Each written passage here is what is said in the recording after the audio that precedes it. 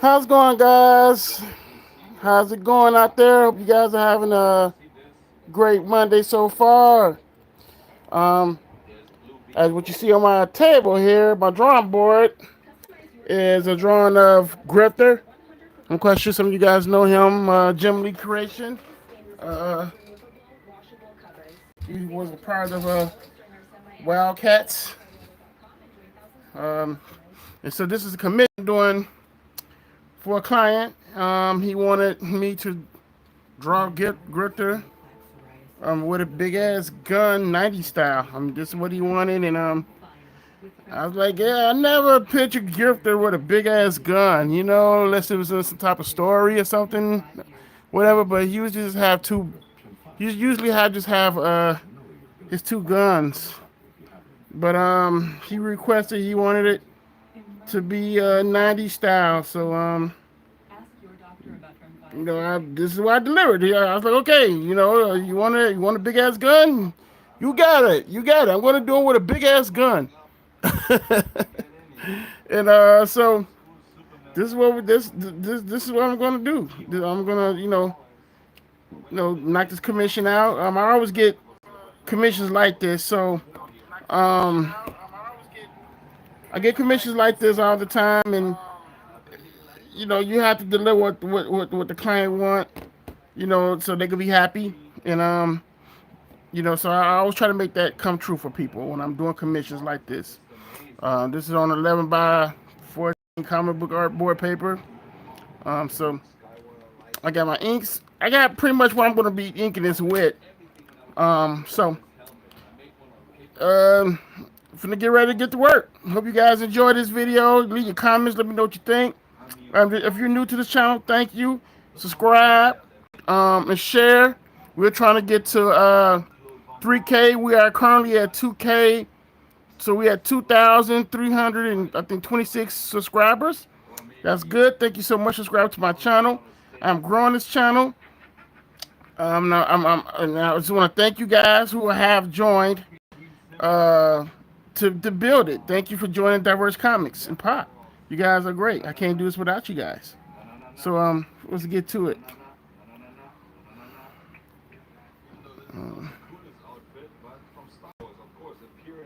Usually I'm gonna start in this clothing area. Let me get. I usually get some paper so I don't want to. So I want to mess this up. Like I don't like smearing stuff. But I think this will be fine. I think I'll be okay. I think I'll be safe. I think I'll be safe with this. So when I'm going here, I'm going to detail it with a zero point 0.1. This is a graphics pen liner. And so, I usually just got with the detail lines and stuff like that. Well, San Diego was, I just want to say, I'm happy for my artist peers, and all my artist buddies who attended San Diego Comic Con this past weekend. It was a huge success, and it was about comics. Thank goodness. It was not about some big Hollywood movie. It wasn't about a big name star showing up, taking over all the spotlight from artists. It was really about comic books and toys. And that's how a Comic Con should always be anyway. You ask me. It should be just about that. Comics. Support creators. Support those who are really giving you a great book to read, and getting to know your artists, man. Like you probably got a favorite artist that you really wanted to meet, and now people had the opportunity to do that at San Diego Comic Con, and I think that just was just magnificent, man. I really am happy for the artists, truly am. It seemed like it was a huge success for everyone, and it wasn't about Hollywood. It was about the artists, and that really made my day. I was so happy to see that. I really was. I mean, it was about time. It was about time that comic book artists just got they due, man. I mean, that's all we asked for is give us a chance, give us a spotlight. You know, that's what it was about anyway. Comic books, Comic Con. It's about comics, man. About buying comics and getting to know the artists and stuff, or discovering a book, an independent book, and you discover it. You know what I'm saying? And you say to buy comics that you wanted, or buy back issues or whatever. You know, it was just that's what Comic Con was all about. And I'm glad that they got its due. That it was really just a comic book convention and not just about Hollywood stars. You know.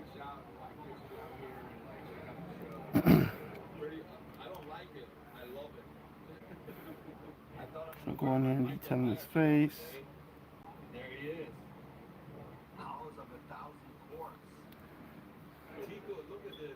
I'm trying to be real light-handed because I'm very heavy-handed for some reason, and I get cramps in my hands. So I'm trying to be real light with this as possible.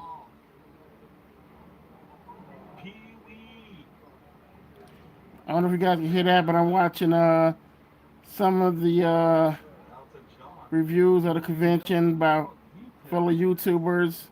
A person like to have stuff playing in the background, and it's hot as hell here in Chicago today. So I got my fan on, the window open, just getting the breeze.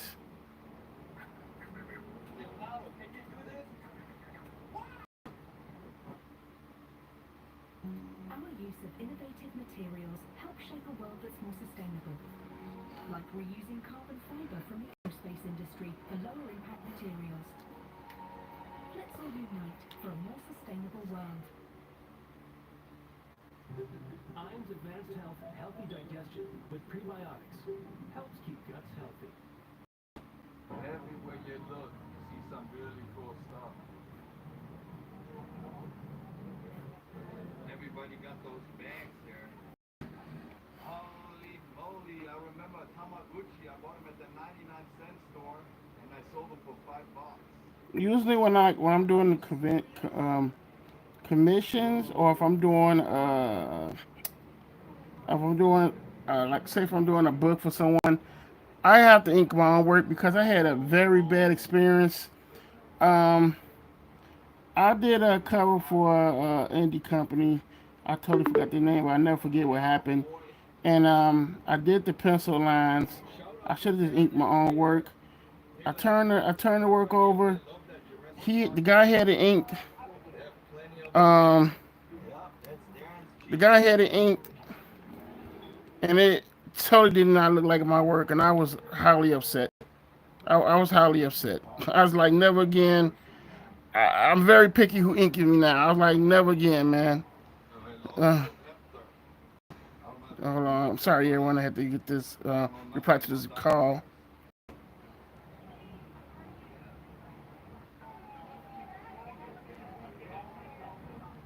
What do you think? Do they really exist? Yeah, so I had a very bad experience, man. I said never again. You know what? Not doing it. Not doing it. It was amateurish. I mean, they just jacked my work up. It didn't look nothing like my work afterwards, and I was totally upset. I mean, I know it was mine once I gave it up. It was my character and whatnot, but it's just the work I did on that, they just took it and they brutaled it. I mean, they butchered that. They butchered the hell out of that cover, man. I said, you know what? Nah, I'm going to, because once I put my name on something, I want it to be my best. That's my work. I want to represent who I am, and that did not represent me at all. I mean, they took that and just butchered it. I mean, truly butchered that. And I'm like, this is not my work. So this is why I do what I do now. I just ink my own stuff. Unless it's someone I really like, they match my style, they match my pencil lines and stuff. Then yeah, I got a few inks that do, and I'm glad I do. I made friends with them, so they ink some of my work. So I'm happy with that. But man, I do not like the amateurish inking on my stuff, man. I mean, they just straight ruin it. Don't you forget about me. I love this movie. This comes right after Back to the Future, Breakfast Club. Val Kilmer as Iceman. What? Christopher Lloyd signed the one Back to the Future from the second movie. This one Out of Time, also signed by him. Christy Brinkley. What? And this is Cheech and Chong. That's the license plate they had on their car when I did the video in Venice. They got another one signed there.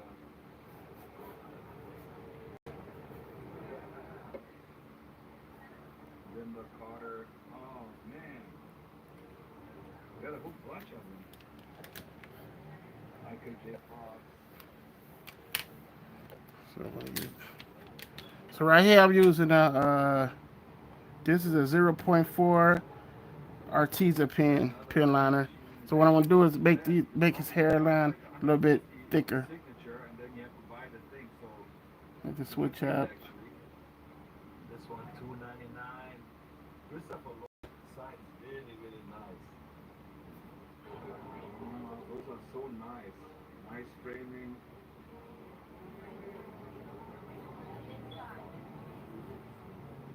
There's Han Solo and Princess Leia.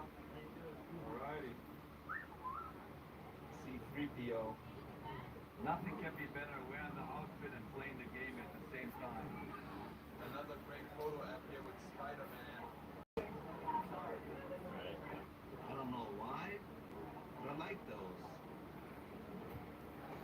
People coming from Oh man, the toys I seen at San Diego Con exclusives they got actors can coming out, man, it was just mind blowing. Tommy Farrell once again is just doing some mind blowing stuff with the Captain DC America. line, man. I'm looking forward to the What are they standing Spawn, for? Spawn and Stand in line. Song Baldo and Balderina. Spawn and Batman. It's really It's cool. a All two that pack, area here. and man, it looks Absolutely so beautiful damn view of badass. the harbor. There's so much to see. You can't really experience everything in one day. This is the bridge that goes to Della Coronado, I think. No, she's not a Smurf. Yeah, that's what I've been looking for. Cosplay.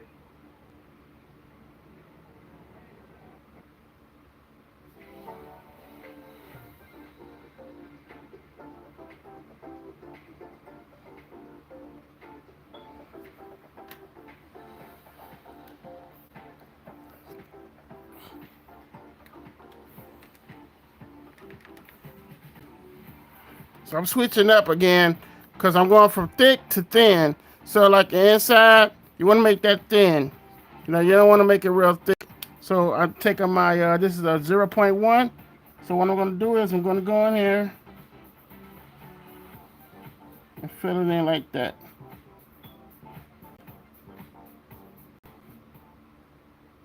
Home bake lets you mix and match mains, sides, and vegetable dishes, baked all together in the same oven at 425 in just 30 minutes. So you can perfect your family's favorite anytime. Home bake 425 30. Same oven, same I even time. add a little bit more detail to the hair that I didn't do in pencil. But sometimes, when you're inking, you can go and add little things in like that. See what I'm saying? You just add along as you go. When you feel that something's necessary to be added on.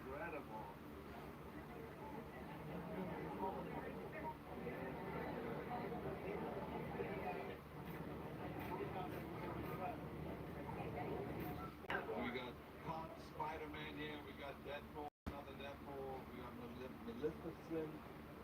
I like the Punk Spider-Man.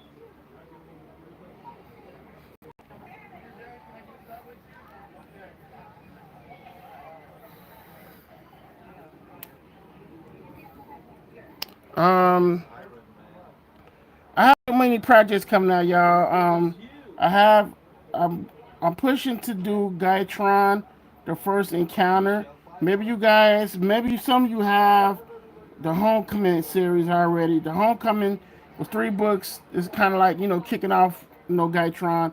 So what I'm doing, I was releasing those books because people said they wanted me to release them because they never got those books. And what I'm doing is I'm re-releasing them with variant covers.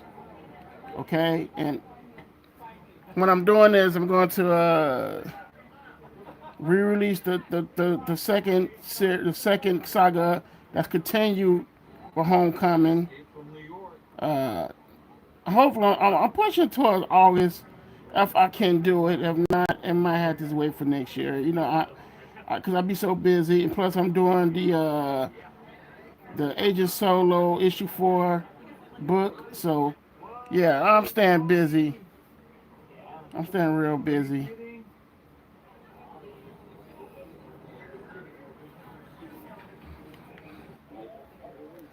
Those coins on the cooler. But like I said, I enjoy doing this stuff. When I'm drawing, I'm very relaxed. I have my mind is real focused on what I do. Um, I'm very dedicated to my work. I do this full time now. I no longer work retail hell.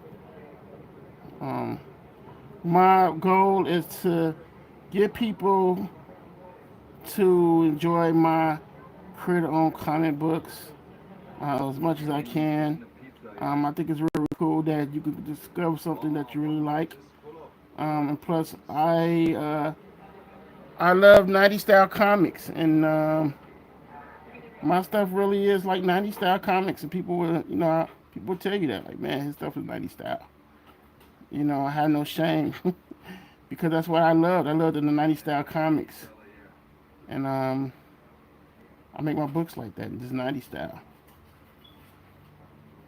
but with my own style to it, with a 90 style. I have a Rod Lightfield extreme style, and I know that, and people love it though, So It's when healthy. people love it, It's not hey, you can't go wrong, right? You piled can't go wrong when people love it. coats. We don't need So what more I'm gonna coats. do is, Really cool this colors. is a brush Sewing pen. machine. We got the So Miami what I'm gonna do Vice, is, James Bond, Batman, Starsky and Hutch. go with it. Man, I thought I had a good system, but it's not working here. Go with this brush pen. This way, this This is a way. brush pocket pen. Meet Cosmo, the space dog from the Guardians of the Galaxy, right here on stage, and you can take a picture with them. Believe it or not, that's a And dog I'm just doing signed by him. outline right now. And that's what I call a comic con. Look at all the comics they have. One is $12,500. Man, I love looking at these $1,200 for a comic. YouTube What? I didn't even know they had comic books for vlogs more at than $25. YouTube that went to San Diego Comic Con. $60. Man, I love looking at stuff. It keeps me motivated. It keeps me excited. $12,500 for a comic I book. love seeing people buy comics, and I love seeing fellow creators selling their comics to new Where this to a is new audience that never never brought their stuff. my fingers feel like German sausages. All the blood is in there, hanging down the whole time. Santa Claus is a little early this year.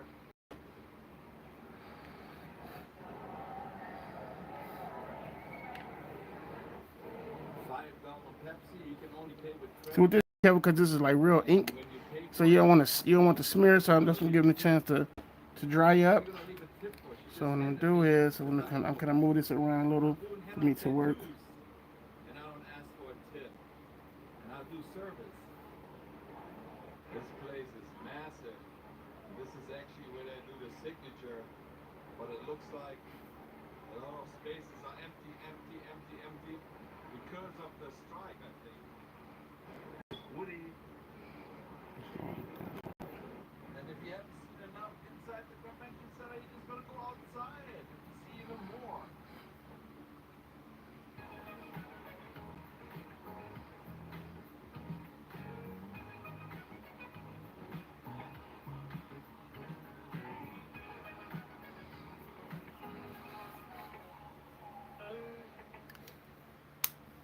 You found a new hobby. So your personal info has found itself on new sites. And whether or not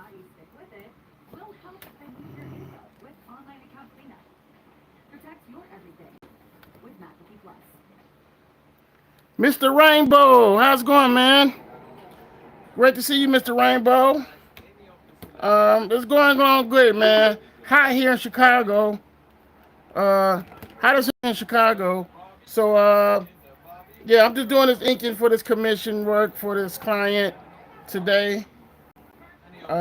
Hope your day is going, man. And thank you for the compliment, man. Thank you.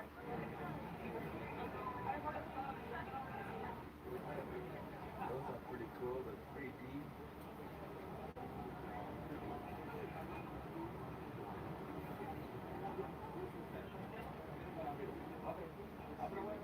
Freddy does. Chucky. Nice Chucky. Evil Chucky. Bigger is not always better. Whoo, man, I know it's scorching over there, man. Oh my God. You have AC on? Those guys, they never get a man. So Yeah, I see everybody still getting that global heat, man. Stay cool, brother. look, you get.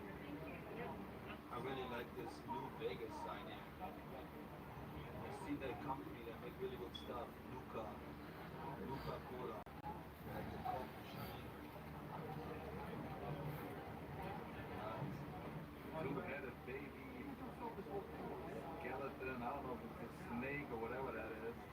I really like those Halloween latex masks, but I haven't seen any yet. Star Wars Pulp Fiction. This is something I really like too. Somebody does characters and they really look like you. Looks like this year there's a lot of Indiana Joneses here. When I was a kid, I wanted to have all those good Hey, toys, anything to keep you cool, fans, AC. but I didn't have the money. I have AC in the house here, but But I'm not gonna here tell where you I'm who drawing you at in are. my little room studio here, Okay, make eye um, I contact. had a fan on and the windows open, so the breeze is coming in Look, just fine for red me. carpet, Red Riding Hood. How come I haven't met anybody yet today that I know? No YouTuber, no friends, nobody. Steady effort. Give me a coffee. Please go ahead. That's awesome. Thank you. Stickers, three each or two for $5. These are nice stickers. Oh, you must definitely know I will, man. I got my bottle H2O right here, You always see something you so never I'm get in staying very cool. store. They're really, really good. There's Arnold, Mr. Freeze. Get out of my way. Nice. There's that gold and silver. Whoa, check those girls out here. There's more stuff outside I want to check out. Let's go. I just like to people watch, you know. People walk by, I have fun. There's Odie. Odie! Those guys are actually not in costume. They're checking out the area here with the dog. Wow, pretty cool outfit. People just come outside to sit down. That's why they come outside. Scary. Yeah, rock on. What? ET phone home? We got security here. Deadpool and Spider-Man. I never seen black stormtroopers. That looks really good. See, here outside, you see them even better.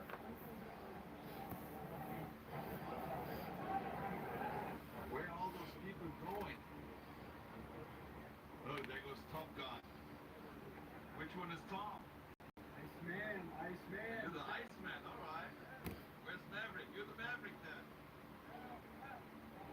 I bet you tonight I have 20,000 steps. When I came back, I wanted to see those three Transformers have. Look at this line here. It goes all the way to the end, and then it goes all the way around the corner. Nope, yeah, he doesn't like to stand in a 2-hour line. Maybe I'll come back later when there's not that many people here. Look at this, the hitchhiking ghost from Disneyland. Spaceball. Photo op. with the Teenage Mutant Ninjas. I like that fire hydrant and that newspaper stand.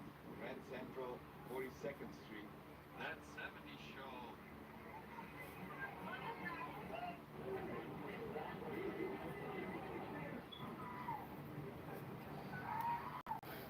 Man, there's superheroes everywhere. He looks like a statue. Loving it. Man, this is almost more fun than being inside the convention center. Your face here.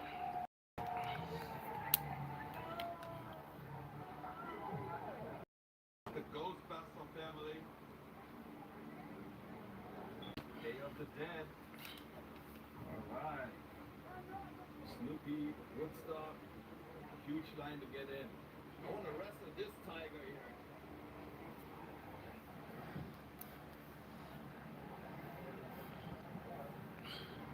You always see things you never seen before in your life.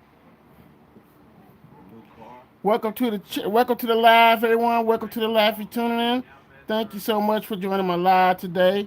Hey, don't be scared to introduce yourself. I want to know everyone on here. Also, thank you so much for subscribing to my channel. Right now, I'm working Grifter commission for a client, and I decided I wanted to share with you guys to show you the things that I do as a professional artist. I hope you enjoy it. I hope you get some out of it. If you have any questions, please leave them, and I'll try to answer as much as I can as I ink this. And if you subscribe, again, thank you so much.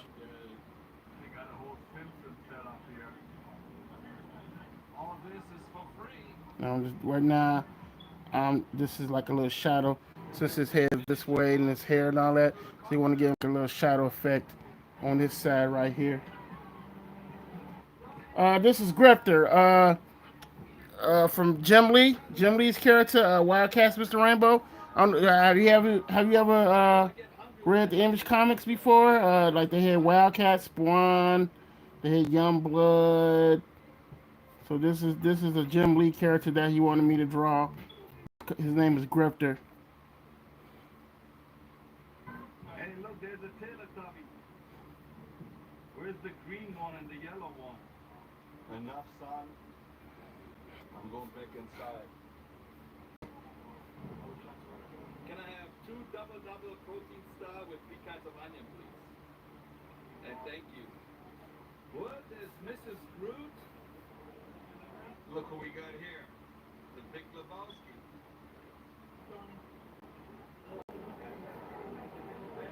Wow, and then we got Lady Liberty. Look at this outfit.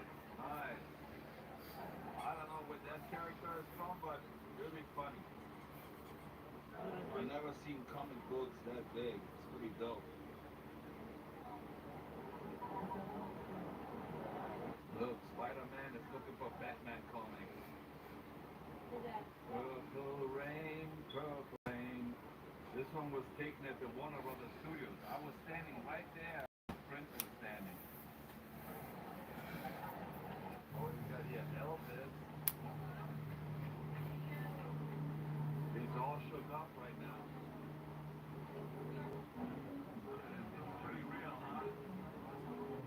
Oh, man, you gotta do a little acting. Go on the left, go on the right. There you go. Let's kick some Power Rangers back here. Forrest.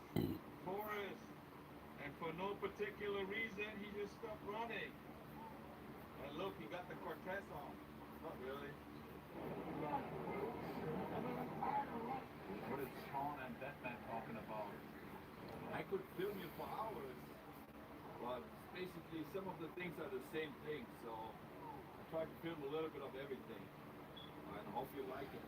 I feel like I got the same leather face right here.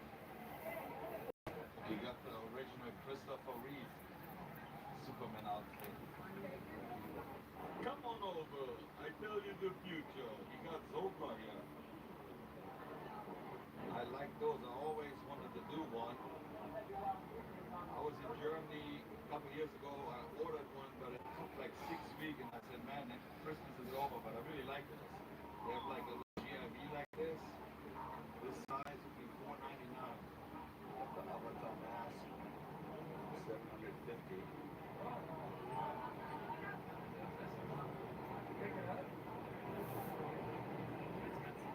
There's silent bomb. I don't think he's gonna talk to me.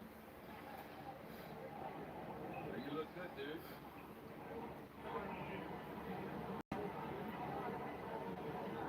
Groot, Groot.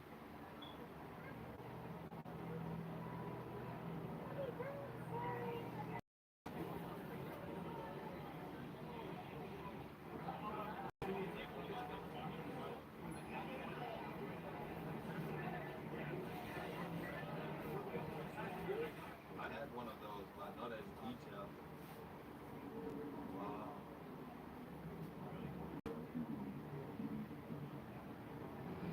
The Millennium Falcon, it's kind of like the puzzle.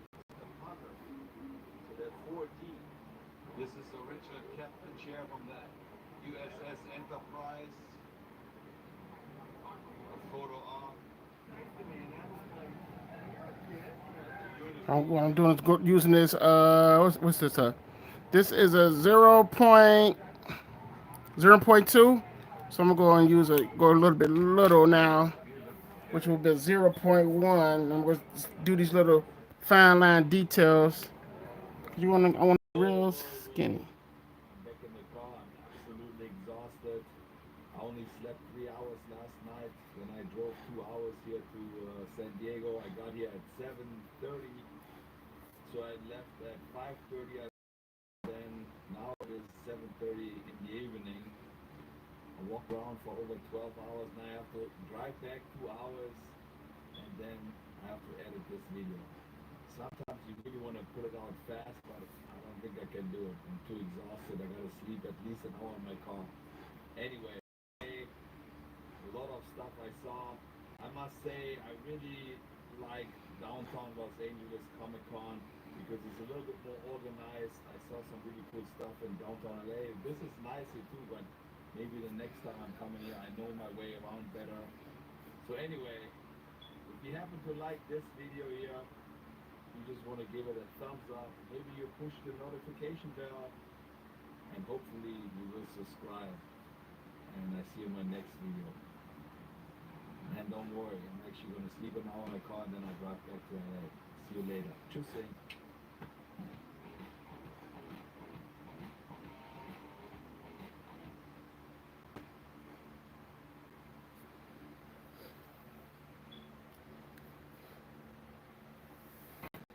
Every 24 hours, poster collectors and fans find exclusive daily He's going in and out, Mr. Rainbow.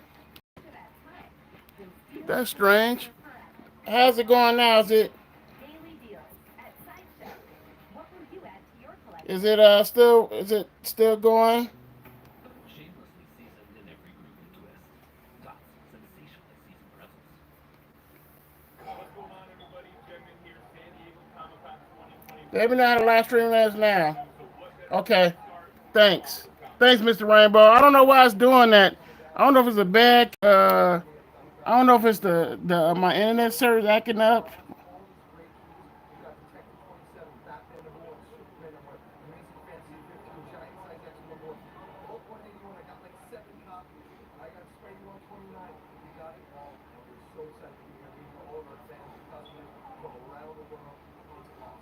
All right, guys, we are on the outside of the Metropolis booth with Comic Connect display. They've got some crazy books in here. Let's start at the top with some original art. We've got some Incredible Hulk, Dale Keown. And we have a nice piece over here, the Druna, some Batman and Supergirl, Silver Surfer, interior page with Mephisto from Judgment Day, issue 0, 1988. We got a Spider-Man splash page here. And another amazing Spider-Man from issue 335. Love that big Spidey mask. But here goes the keys. And what are we starting with? No big deal. Just Teenage Mutant Ninja Turtles issue number one, CGC 9.8, white pager, Kevin Eastman and Peter Laird, written on the interior cover in pen. Beautiful book, and man, Golden Age is so hot right now. Chamber of Chill, So many great comic books coming out. You know, DC Superman number one. has a new book coming out with the Justice League versus Godzilla and King Kong. Wow. Crazy! I never thought I'd see that. All Star Comics. But First appearance of I Wonder said for Woman. why? I said Going down, we got some it more. only takes Superman to kill them both just by flying, going through both of them, killing them, Tales of like destroying their hearts, go flying right through both. 75. But We got the first it should be interesting to see. But I was like, Justice League take on King Kong and Godzilla. here. Never All thought I'd Star see that. Comics issue number one. We got Sergeant Fury and the Howling Commandos. I know, right? Ain't that a crazy matchup, Mr. Rainbow? Godzilla and King Kong versus the Justice League, but why? I mean, like they have Superman. Only thing Superman had to do is just kill them both. He could just fly through both of them and just kill them, or use his heat vision and just destroy both of them. Favorites, we got AR-15 and a 5.5, AS-1 and a 7.0. America 37 and a I 6.5. just think that's just a crazy Astonished. crossover that they're doing. It's just crazy to me. Swing it around and see what else. All right, let's take a look on the inside here. We also have CPs. No big deal. All Star Comics 33 and a 9.6. Solomon Thanks a lot, Mr. Rainbow. Thank you. 47.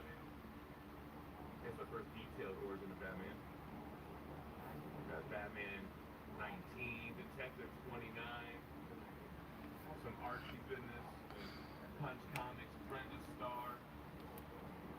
We got a pedigree here, Super Mystery Comics, Sir, I'm just going by adding certain details to this.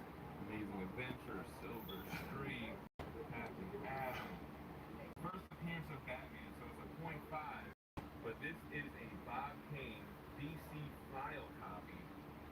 CBCS, you can see where it was in the binder with the holes on the spine. And if you want something a little bit more cleaned up, they've got a 9.0 for you. Beautiful cover. And then you got to have Batman number one with it in a 4.5 and a 1.8. Very cool. First appearance of the Joker and Catwoman.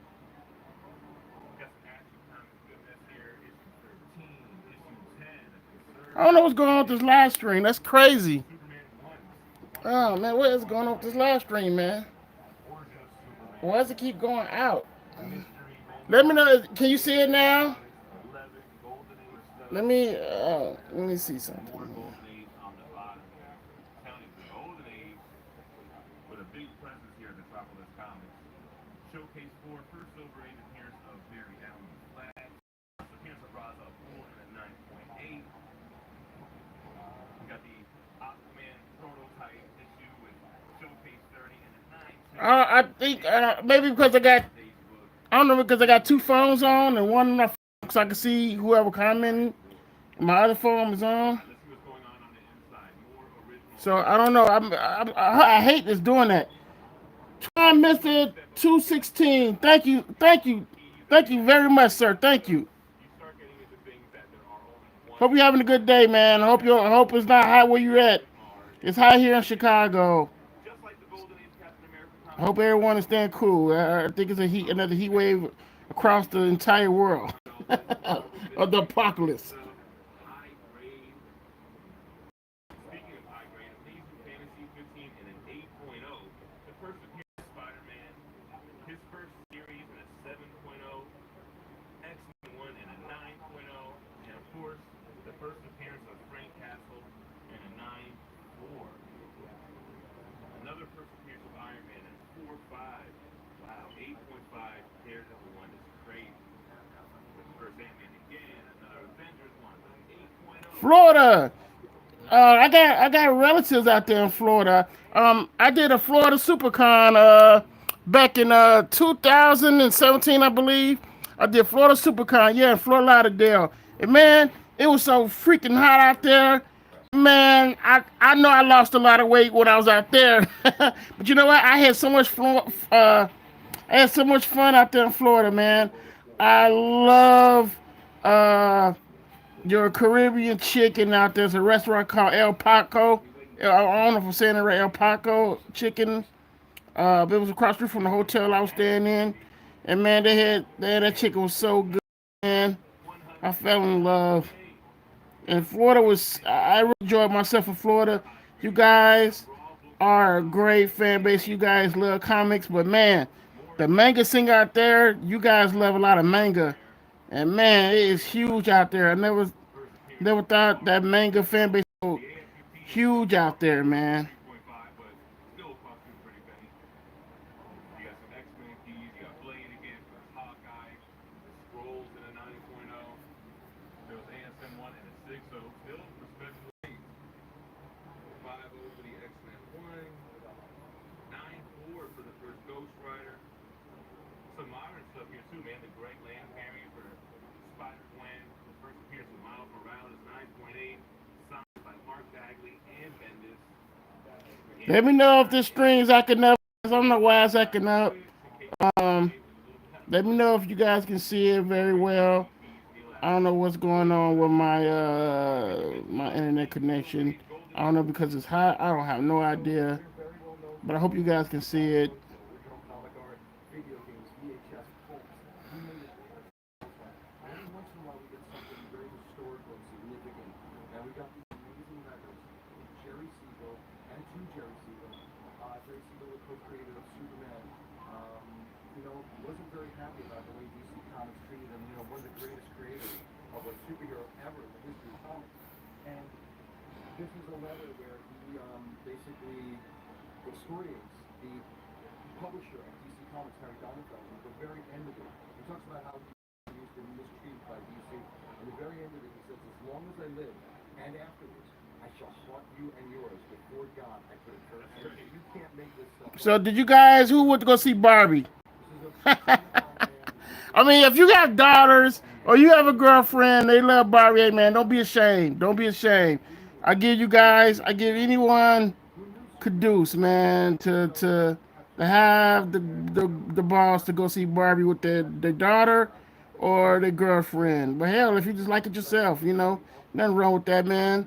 Cause they're in that area. I mean, she's iconic, just like how our stuff is. So you know, and I knew that movie was gonna dominate the box office like that. I already knew it was, but hey, I went to go see Mission Impossible, the new movie, Reckoning, Dead Reckoning. I went to go see that, and man, Tom freaking Cruise, man. Yes, yes, I'm a huge Tom Cruise fan, everyone. So, I understand if you don't like him, and I don't judge people's religion. Some people don't believe in God. Hey, I believe in God, but I'm just saying, if you don't believe in God, I don't judge anyone's religion. So, I don't I don't try to preach to people. People have their own beliefs, so I just keep that. And yes, I know that Tom Cruise is a Scientologist or whatever you want to call it. That's his preference, but I love him as an actor. And man, he delivered in that movie, that Mission Impossible movie. It was lit. I mean, I'm talking, man. I enjoyed every bit of it with a big ass bucket of butter popcorn. I enjoyed it all, man. I mean, that was a good movie. So I can't complain. Superman, first appearance. We have Tales of Suspense, 39 and a 7.0. Then we go right into the golden age, man. Action comics, all winners. The Human Torch. You got Superman 8, Jackpot Comics, I Wonder must have Woman, seen it. and it goes on and on. You got No, I didn't see it yet. I didn't see it yet, Twan. I haven't seen it. I swear. If I didn't trust me, I don't have no shame watching it. Hey, Real Pharaoh in that, man. I love Real Pharaoh, man. Come on, Real Pharaoh. How can you not go see a movie with Real Pharaoh in it? We got the first appearance of Blade over here at a 9.0. More Tales of Suspense. First appearance of Ghost Rider in a 7, 5, and an 8.0. Into some Silver Age stuff. First appearance of Doctor Strange. Silver Surfer. 1 and 4, iconic covers there. I think I'm gonna go and fill it in with Number 1, finally getting some of into these some dark lines going because this is little, so I'm gonna just use that pen 725 right now. signature series like Usually I would Spectre, not use a Sharpie marker for this, but first appearance it's a book, commission, Grifter so Crew is it's Daredevil not 2. it's not a big You deal. got to have some Hulk 181s, right? And an 80 and an 85. But, not the first appearance. For that, you have to go to 180, which is the great debate, obviously. Got some early Hulks at 1.8 signed. Got number 2 and number 3 here. Some giant size X-Men goodness, 70 and 80.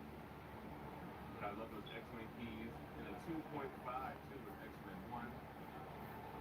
Then some I did Grifter see X-Men Insidious. 1 and a 4.5. Insidious. That was that the haunted about the haunted house or haunted kid or some shit. Like That's a the run of it.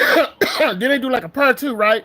I seen that. Well, I watch movies and I sometimes forget Got Green how the shit Goblin, go, but Raven, I'm familiar with it. Now I did see first appearance of the remake Grifter, The Evil Dead. It was cool. You know what I'm saying? first appearance of I see some of the Easter eggs that they get in there. They kept the chainsaw in there. It was pretty cool. But hey, man, number 6, I love seeing Ash first better. I mean, annual 1 and a 75.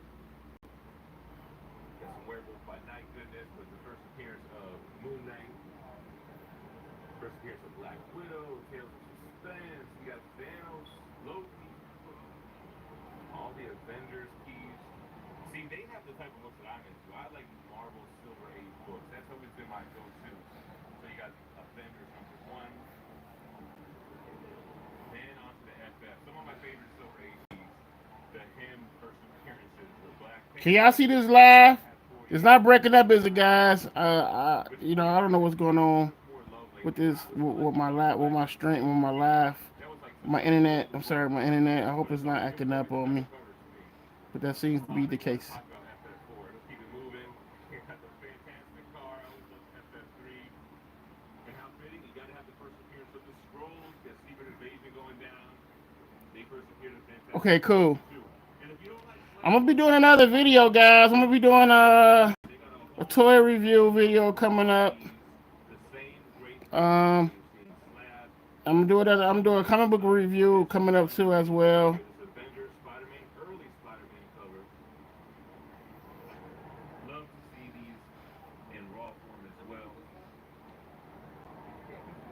All right, one more wall here. So early Golden Age Marvel, you have the Captain America books, some more Golden Age.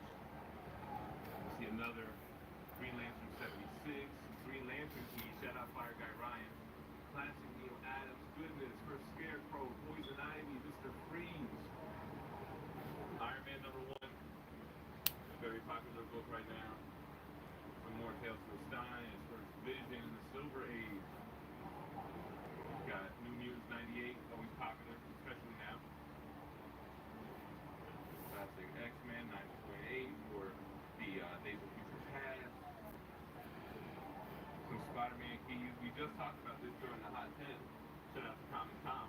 Making Spider-Man 34, 31. Also, More raw I'm ASM gonna be keys. looking for chat members to And some other to help me with the channel. So if you Silver guys Age interested, please let me know, and keys. I'll let how you guys be chat members and stuff. We're gonna have fun on this channel, man. I want everybody. I want the channel to be fun. So if you know me, you know I'm all about fun. I mean, Let's see who we if you got see here. my shorts, you know I'm just all about fun, man, Sir, can you help us and find this comics and all that good stuff. So I just like to have people. I just like to make people laugh and or have a 9.8? good time. Low, low price of 28. I Here's mean, your we book. already living in a crazy world Here's your of book. too much reality and everybody too serious and mean and all that. So my job is I just want people to be have a break and laugh and chill out, enjoy some comics, talk about movies and toys and all that good stuff. Batman against Superman. And just enjoy life, man. Love the Cause DC versus I Marvel mean, it's just comics. too so much crap going on in the You got the world, and Spawn. I don't want to add to that. Just The Spawn has the lowest talking print about run. drama all day and getting everybody depressed. You know what I mean? So Okay. Secret just let Invasion. me know, and then you Oh, guys can be chat members and stuff, black variants. and share the channel, and we can make this channel grow. first Ultimate Spider-Man. Classic Bendis goodness. That, that's a pretty copy. So this is called Silver Age Comics. That's more of the modern stuff. Let's take a look at what else we got here. One of raw keys. Here we have Slab Gold. Are these the gold Guru's books?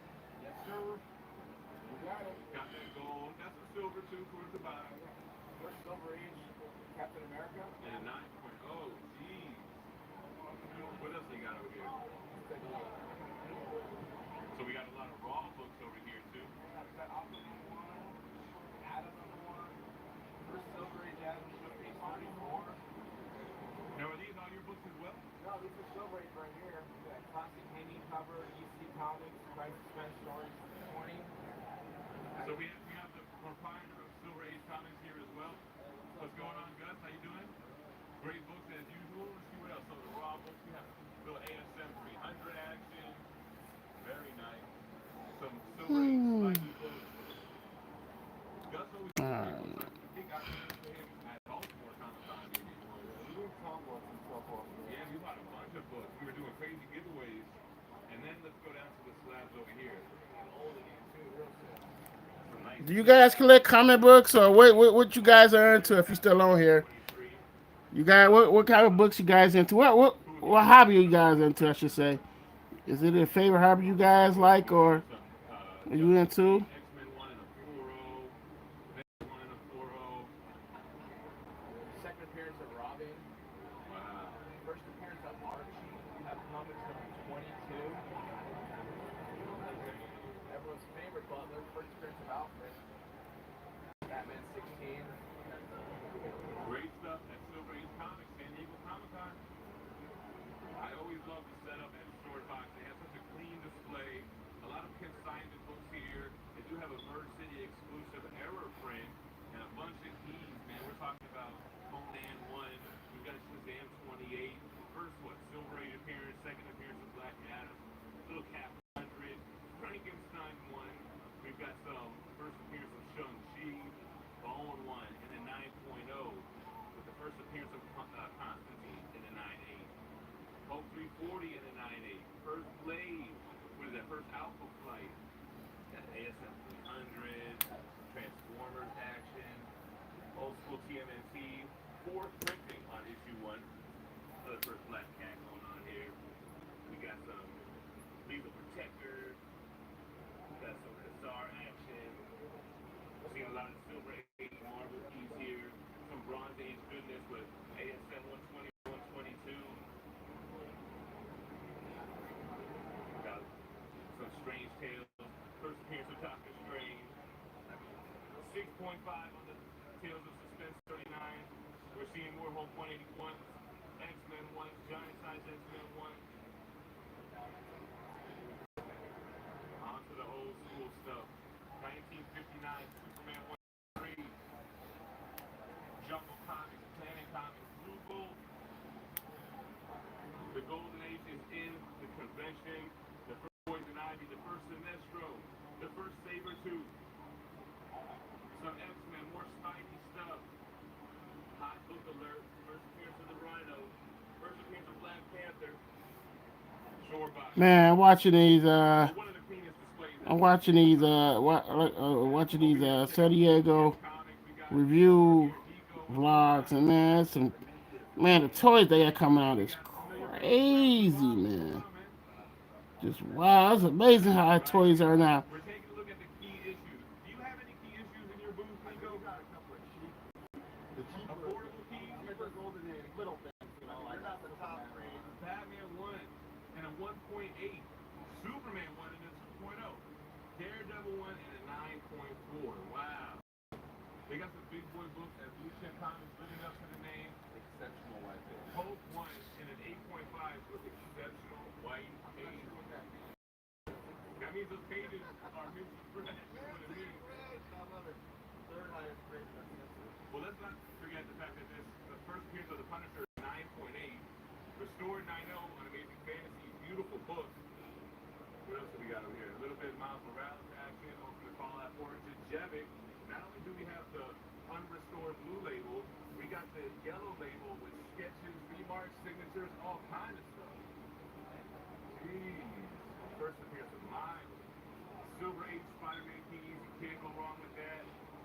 we got, of course, moving up to the first appearance of the black suit. Hobby. Secret Wars 898. Hey, and what's your pick? CBC, CBCS. 9.8 of the 252, 9.8 of the 194. We're traders at this place, guys. I don't know if you guys, but it will allow people to trade their own rails up to these major rails. So you don't have to come in with 350 cash. First you can have a lot of take it out of it. Like, we'll pay you 90%, 80% of market value. So we'll pay strong towards that rail, bump ours by 10%. You walk away with something you may have sacrificed that up. But we love people up, want to speak for a long-term relationship. And anybody that's, references, obviously the mintiest out there, you know I got you. Listen, with this caliber of books, you guys got to be doing something right. Multiple Hold 181s. Amazing stuff here at Blue Chip Comics. Thanks for showing me around. You got it, man. All right, me and Aaron hit the convention on Sunday, the last day. We had to get Red Hood Comics in here. Hey, Rob, kind of different, man. What's going on? Hey guys, this is Rich. I'm here helping out at Red Hood Comics. San Diego Comic Con is off to a wonderful start. Or I guess it's kind of the end now, but it's been a great show so far. I'm seeing a lot of keys on the wall. We got Golden Age, Silver Age, Modern. What are collectors looking for during San Diego Comic Con 2023? Anything from $20 to $200 is moving super fast. The wall books, anything that's 5 figures and above is moving pretty slowly. The market correction has hit everybody very hard, and people are hesitant to buy back.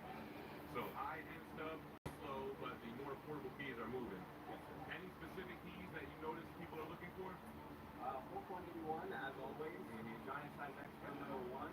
We've had a lot of promotion on the first Mr. 3s. There's a lot of speculation with what villain. Did anyone enjoy the Flash movie? I see it didn't do very well. Um, I seen it. It was good for what it was, but I think they kind of dropped the ball with it. I think it was so much all over the place. You know what the hell was really going on.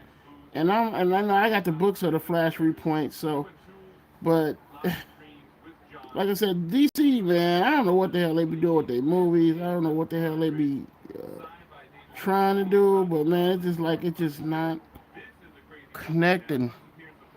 It's just not connecting. It's just not at all. So did you guys like it? Let me know. That's Conan the Barbarian. What else we got? Other than some whatnot love here. Tyler Kirk and Battle Damage Adam Eve, signed by Tyler. And just chilling next to a first appearance of Thor in a 7-0, signed by Stan Lee. You got the remarked Michael Zeck, John Beatty, Sig, Secret Wars 8, Incredible Hulk. Got an affordable FF48. What are these? Fantastic Four number 1. Wow, Jack Kirby, Sig, and George Con. Oh no, that's the cover art. It's signed by just Jack Kirby. First page, old school Sig. And it's saying, oh, there goes Jack. Yeah, right there. Then we got Fantastic Four, first Silver Age, more. Kicking rhymes for you guys. Got multiple Sigs on the Secret Wars 12. Monsters 1, Mystic Tales. Some first appearance of Deadpool. We got some more books over there, but I don't know. I'm craving me for some ice cream, y'all. I got some sherbet ice cream, some sherbet ice cream there. I'll just give me a nice little cup of it. I'm on a little diet, but a little ice cream ain't gonna hurt. Thank you for making it's all of us together that have built this up to be such a fantastic show. Hope to see you next year.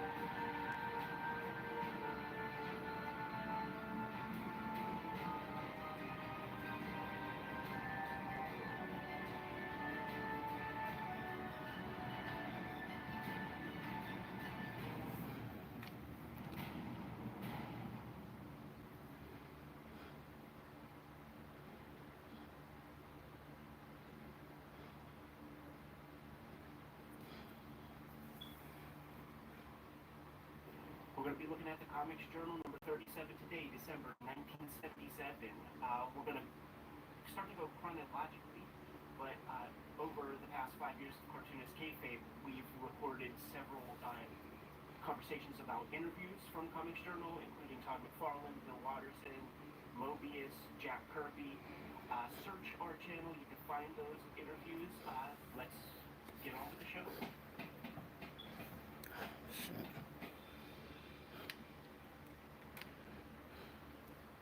Welcome to your favorite comic channel, Cartoonist Kayfabe. My name is Ed Tiscore. Gotta get that H2O in. Hold on, H2O break. Gotta get that H2O break, y'all. Gotta get the H2O break. Next Saturday, 6 days from now, this is where we are taking our comic book doubles. We are Gotta stay hydrated. sent to us from our publishers.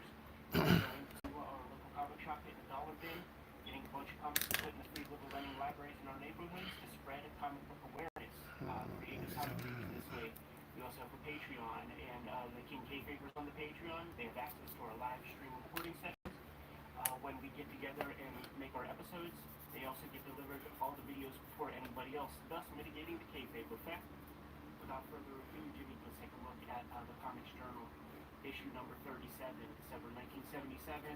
This is the first issue of Comics Journal that is a magazine. You know what, guys? I did not know they got a new Walking Dead series, a whole new Walking Dead universe coming out.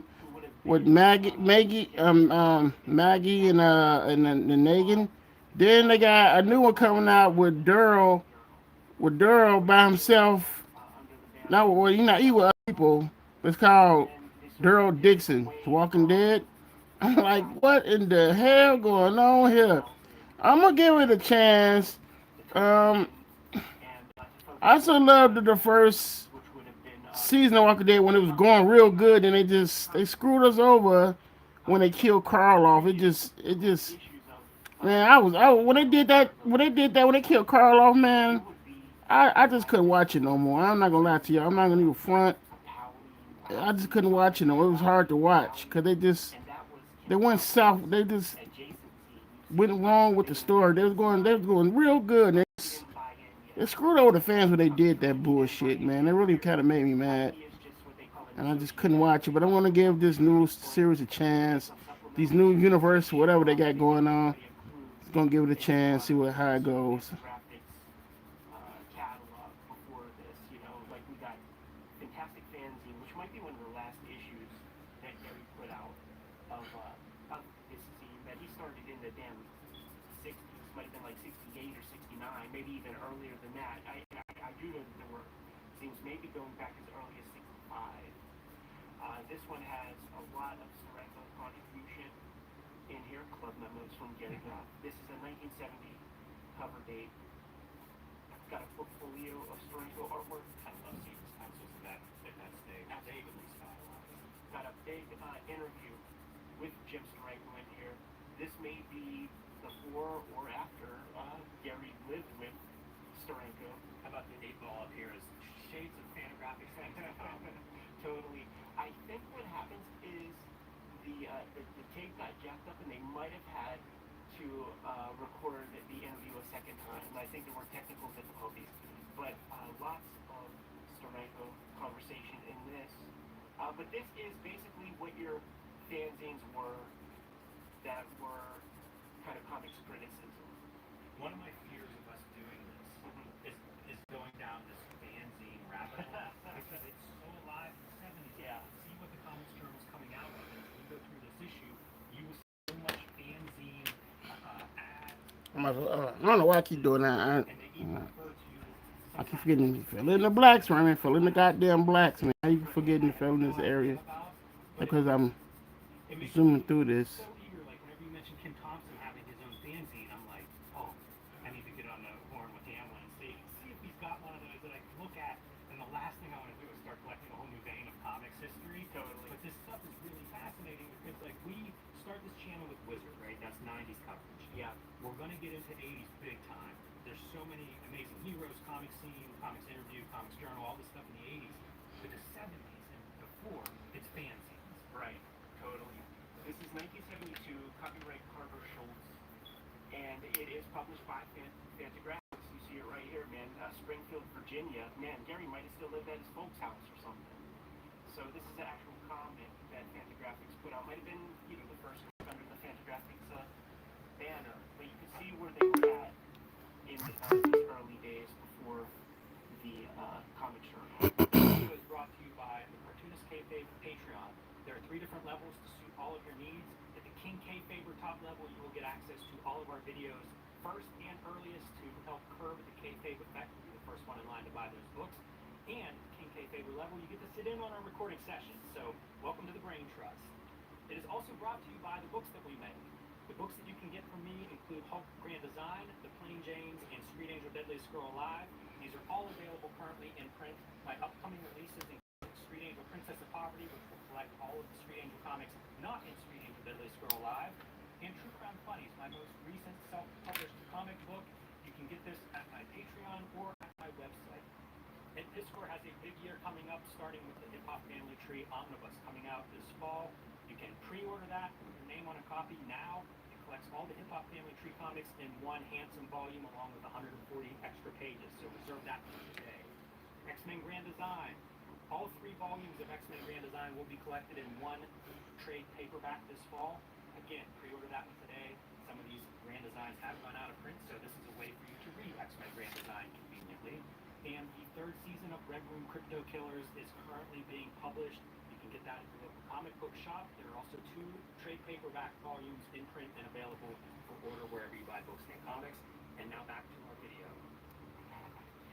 Now, let's take a look, dude.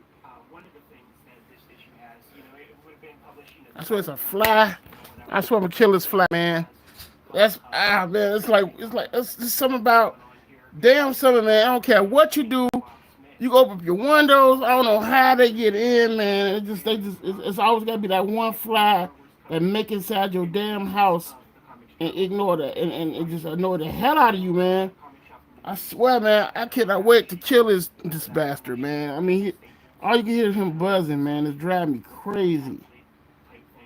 I swear. It's funny to see Superman movie at the top, Star Wars the movie below the masthead, and it's that's a lot of movie coverage when you think about Fantagraphics and Comics Journal and the attitude they're going to become known for. The movies were big always. Their attitude is in here, and there's just such little stuff happening in comics, but there is some stuff going down for sure. Like there are some things happening. It's the very earliest.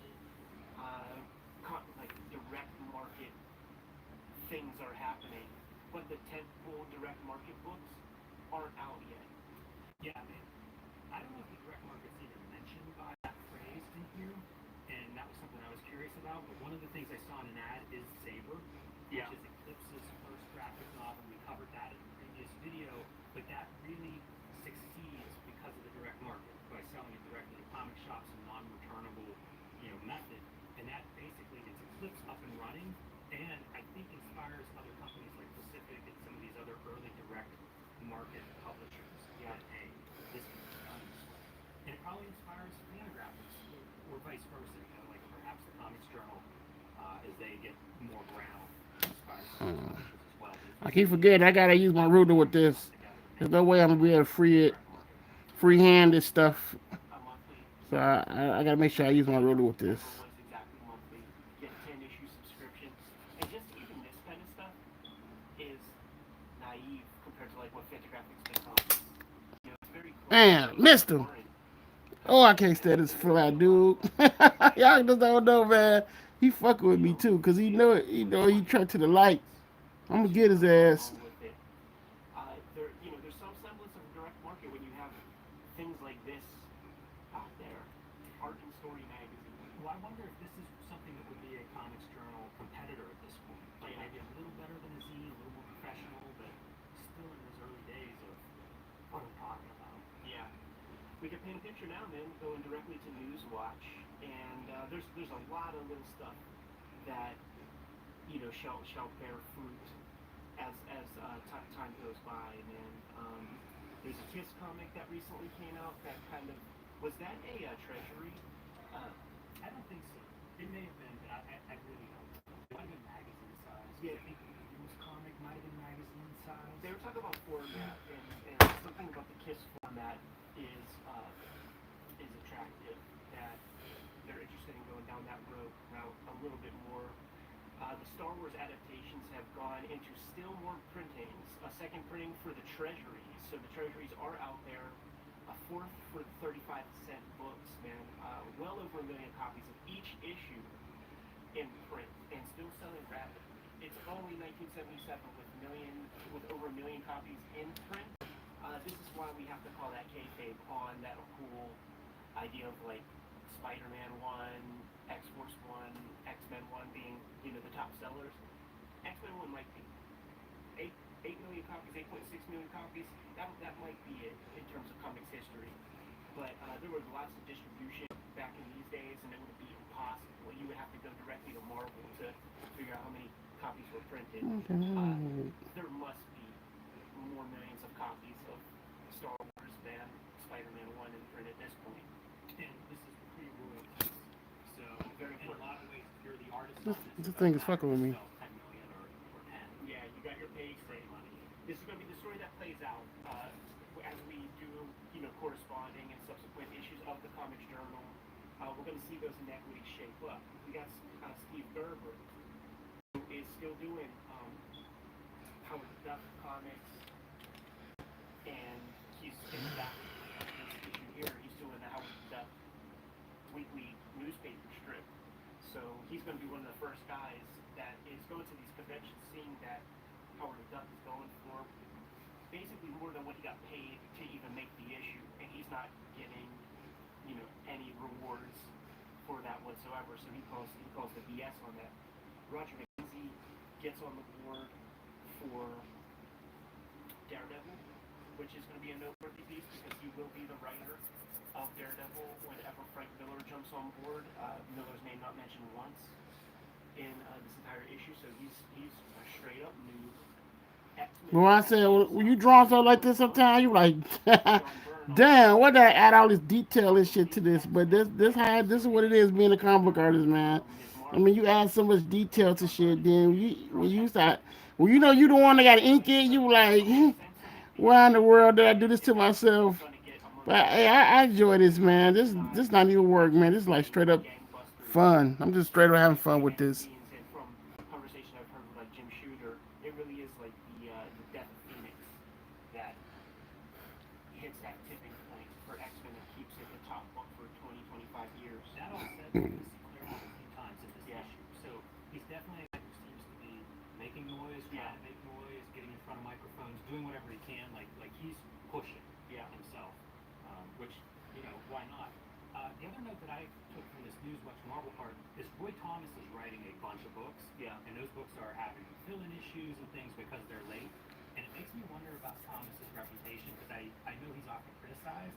I don't know that I've read one of his comics, so I don't know whether that's something that is earned or if that's something that maybe there were bad politics at play behind the scenes at Marvel, because it does seem like the way he's running it, I think he's editor-in-chief maybe at this point, or one of the big editors, and it just sounds like the tone here is things are not running well there, so I wonder about that. I do believe this is a pre-Jim Shooter era, and one of the things that would happen in the pre-Jim Shooter era is that the editors would write their own books also, so there were no checks and balances in a lot of ways. So you had Len doing his own wing, you had Marv doing his own wing, Roy Thomas is still there doing his thing. Think about the corruption in terms of, I'm the editor, I get paid staff, position, probably a salary, probably benefits, but then also I'm going to write some books and get paid, pay myself some freelance stuff. Taking some skim. Yeah, you got to have some kind of system probably to keep that from happening, or else it's just going to become devolved into corruption. Yeah, and all the books were late. Jim Shooter gets all the books back on time, after a little while, figures out cost-cutting measures, and they finally start making money. The Simon & Schuster books are happening for Marvel, so they're talking about the next one that's coming forward for down the pike with that. Great Marvel Battles. Then there's going to be a Best of Hulk, which will be the first one that focuses on just one character. Yeah. That cover I think was used in the collection of the Hulk Amazon, because I think it's that's a significant book, as noted here at the beginning of Comics Journal magazine. Len Wein is bouncing, man. He's going exclusively to DC. Going to be picking up big titles there. Detective for a while, doing some Batman works. This is the mention of the Justice League of America newspaper strip in which the syndicates are bristling at that word America in the title. Like they don't want it to be called that. And I think that is because a big chunk of syndicate business really is for newspapers. And maybe it rings a little jingoistic to a Dutch newspaper or something. You know, even beyond that, just having the name America makes it a smaller title than if it's Justice League. Sure. You know, you've got Superman and Wonder Woman as like the anchors for that series. Yeah. At this time, that's international heroes. You know, like why limit? Exactly. Superman versus Muhammad Ali tabloid has been rescheduled yet again. This time for a January release. Man, that's what I'm gonna get. I'm gonna get this. I'm gonna kill this little fly, man. Swear to God, I'm tired of this fly, man. He's so disrespectful. I'm gonna get that little motherfucker, man. And we'll get a little more coverage of that later in this issue when there's a sidebar with Jenna Khan. Yeah. And she talks about like she went to Neil Adams. You know, he's the superstar. Why isn't he working in comics? Money. Yeah. So she doesn't come right out and say it, but I wonder if he was getting some kind of a royalty deal on that book because she does talk. Well, don't want to get ahead of it, but it's a big anticipated book, and it makes me curious about later issues of the Comics Journal and how they cover that book. Yeah. That sounds like a big deal. Yeah, we'll get there, man, for sure. We got DC Merry-Go-Round, editor Mike Catron from the Comics Journal doing some PR work for DC Comics. So in steps associate editor Kim Thompson into the mixture to help keep the buses running on time at the Journal. Perfect timing when you think of this as maybe the start of the Comics Journal that we know, and here comes Kim Thompson. You see a bunch of names that you recognize. You see Starlin, Bob Kanigher, you see Mike Kaluta, all mentioned. So this is the landscape of comics. Jerry Conway doing Firestorm. You know, it's slightly dismal. There's a price hike that's happened with comics. Jumped up to 35 cents, but they're going to add some more story pages into the comics, going from 17 to 25 pages. And that's going to come up again too, and also that whole idea of format, because like you talk about like Marvel having some success with the KISS format, which I think was a more expensive magazine. Why that matters is there were newsstands that were reluctant to put comic books out at all because 30-cent comic or 35-cent comic, that's just not how you make money. Right. You can sell these magazines for a lot more profit in that than there is in a 30-cent comic. So these publishers are kind of getting it from both ends. On one hand, 35 cents too expensive. On the other hand, not expensive enough to make time for the newsstand to clear shelf space. Those treasuries are Gotta do a correction. This is called Presto. We can use this for like corrections and stuff. If you mess up. So what I do is it's like a whiteout. It's a whiteout correction. So what I do, I white this part out. There are some winners of like a DC contest or something. You write in, you send some stuff in, and you get to show up in the movie. So 2 people showed up. That's basically what they're promoting here. Really, it's a way to hotshot the magazine to get people. In fact, let me Starlog magazine might be out this time, having all that kind of coverage. correct some right here. Not to have a little bit of coverage. It's fixed. Parts 1 and 2 of Superman are being filmed simultaneously. So that's an interesting. Woo! I don't know about any of that. Yeah, we talked about that a little bit in the weekly, and just the idea. My guess is it's an expensive movie. I know it was an expensive movie at the time. Maybe we offset cost by getting 2 movies out of that budget. A little bit of controversy, James, in the zine culture, media scene, which is Jim Steranko's fanzine or whatever, shoplifts Superman article. If you fuck with media scene at all, you could type the exact verbatim listings of like whatever they're talking about with the movies, and you pop that into Google, and you'll see that come up in a million places because they pretty much just transcribed press releases. It really didn't have. It was closer to an ad zine than a fanzine with content. And that's what these kind of things were, like Comics Journal type magazines. They really didn't have content. It would be places like a big giant classified ad page or something where you could just I'm gonna get him. five I'm gonna get him. things back I'm gonna get him. on plant will show up. I'm gonna get So you. what we're dealing with here is there is a professionally written article that was in some, I don't know, 50, 100 newspapers. The one they pulled was from the Washington Star, but it was in a lot of newspapers. Yeah, exactly. And but that writer, they talked to the Journal, and he's fucking pissed because it basically got transcribed with a little bit of purple prose added here and there to kind of like massage it, but there's no question. No, and that the changes, they speculated that's Jim Steranko's editing style because he wanted these shorter sentences, which I actually like that kind of writing style of it. But yeah, totally a lift, and you compare them for yourself here. And you know, going from like what you described as ad scenes, and this is your example of journalism. You know, we're going to get a couple of pages of this coverage of what this article, what happened. Yeah. And so, you know, like this is one of those features that the journal's going to start to do. And I don't just mean like catching somebody plagiarizing something, but a little bit more in depth. Like talk to the writers, talk to all the players involved, and figure out exactly what happens here. And it's pretty fascinating the way this thing steers out. Gary Groth worked for Jim Steranko. He has a relationship with him. We looked at that fanzine. It was like all Steranko, by Gary Groth. So at this point, like Groth calls him to talk about what happened, and Steranko just has no interest in this. And he's like, you know, it's journalism. Who cares? Does anybody monitor any of this stuff? Just really kind of like We're giving done. journalism no respect. And Groth is like, on the spot, I need 3 magazines, publications that only do this. Like they just investigate this kind of ethics in journalism. And Steranko then goes off the record. So it's a pretty substantial article on Jim Steranko's editing and how this happened and how big a deal is this. And that's Media Scene number 26. So we're dealing with, Comics Journal 37, Media Scene 26. These are businesses. Oh yeah, yeah. Media Scene published by Super Graphics, Journal published by Fantagraphics. Right. And when Gary and Mike bought the new Nostalgia Journal, or the Nostalgia Journal, I should say, like what you're buying is the mailing list of subscribers. You're buying these addresses that you can sell to. You're buying the checks that have come in for people who are placing ads from their various fanzines and stuff. It's not insignificant. Like is this the one that there's a circulation of 8,000? Yes. Of these, that's not insignificant. The Rec Market comic shop's pretty much brand new. Pretty much brand new, man. They exist a little bit.